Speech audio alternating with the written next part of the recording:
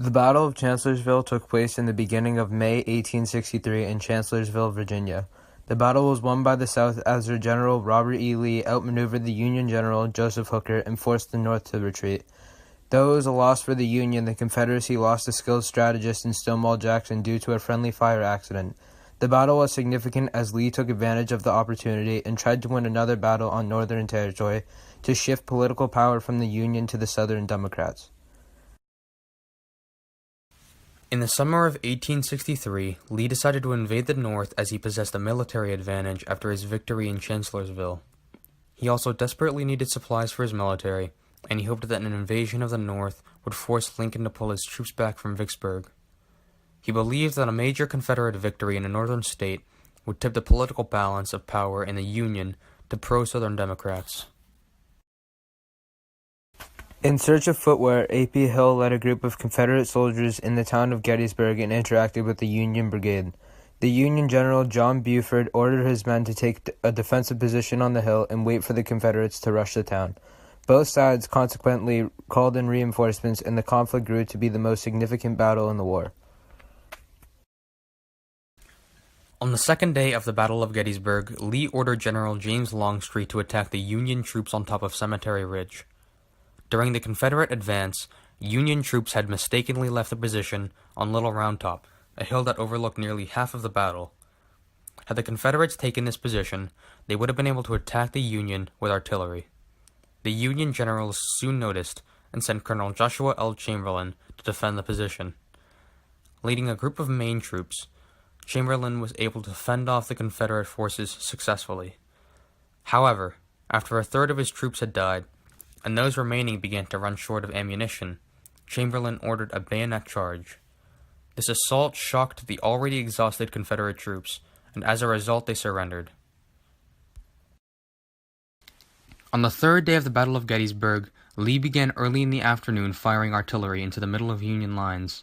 They exchanged fire for 2 hours, until the Union ceased firing, and Lee ordered Longstreet to press forward with all of his men. Lee ordered General James E.B. Stuart to flank behind the Union position with his cavalry. However, he was intercepted by David Gregg and his Union soldiers.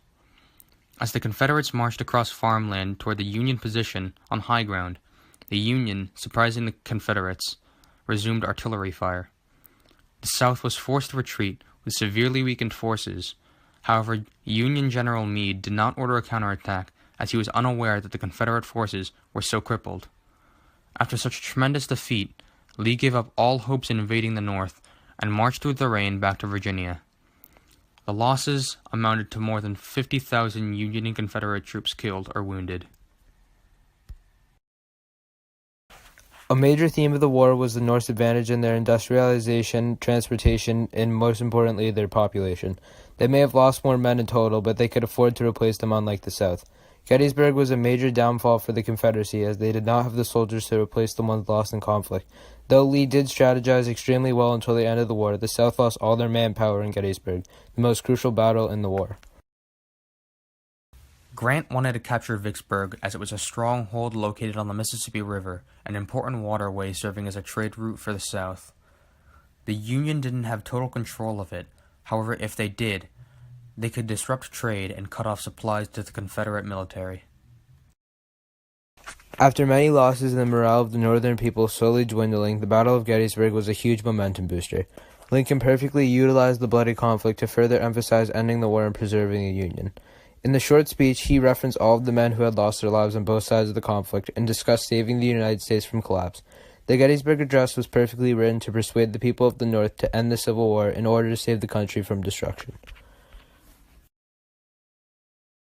Both defeats at Gettysburg and Vicksburg resulted in a huge loss of fighting power for the Confederacy. The Confederate Army was crippled severely after the Battle of Gettysburg, and Union control of the Mississippi River meant that the Confederate Army began to run low on supplies. At this point, the Confederacy could do nothing more than hold on to their remaining power and hope that the war ended in a ceasefire. The citizens of the South were increasingly growing discontent with the war, and it was financially hurting the farmers. Many did business with the North's industry regardless of the rules set against it. The states that had ceded also argued on ending or continuing the war.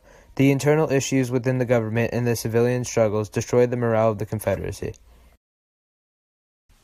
Both Grant and Sherman believed in total war, a strategy where they attack the enemy civilians along with their army and government. They believed that by attacking the civilians, this would limit the supplies that the Confederate Army relied upon, and the tactic would also lower the Southern morale to the point at which the Confederacy would collapse. Lee and Grant proved to be the great leading generals for each of their sides of the war. Grant planned to immobilize Lee's army while his other general, William Sherman, attacked Georgia. They both started continuous battles that resulted in many losses and casualties on both sides. Sherman and Grant both understood that the North could afford many more soldiers and began the battles knowing the South could not take losing any more men in the war. Confederate troops circled around Sherman's forces to cut off their supply routes. However, Sherman ignored this, and he pushed forward into Georgia, where he destroyed everything in his way, and he lived off the land. Sherman would push all the way to Atlanta and burn the city down, and as he moved through Georgia, he would gain a following of former slaves eager for freedom. Sherman would march his troops and 25,000 former slaves into South Carolina, and he would help Grant finish off Lee and his troops. Many Northern Democrats reacted to the substantial amount of Union casualties by supporting the two other main runners in the election. George McClellan, the Southern runner, gained lots of support from the Lincoln critics. The other candidate, John C. Fremont, represented the radical Republicans that supported punishing the South more harshly after the conflict. The people did not support the extreme loss in Union soldiers in the duration of the battle, and blamed the losses primarily on Lincoln and his strategizing. Lincoln won a second term in 1864 because of a growing support for the North. Admiral Farragut captured a vital port in Mobile, Alabama, and Sheridan chased the Confederates out of northern Virginia. These two victories combined rallied enough Union support to keep Lincoln in office. There were two main contributing factors to the complete end of the Confederacy. The Union Army closed and enforced the Confederates out of their capital in Richmond, Virginia, and Lee agreed to a surrender with Grant at Appomattox Courthouse. Lincoln agreed to the Confederate soldiers to return home with personal belongings and a sidearm from the battles. Eventually, all the resistance in the South deteriorated, and the war was finally over.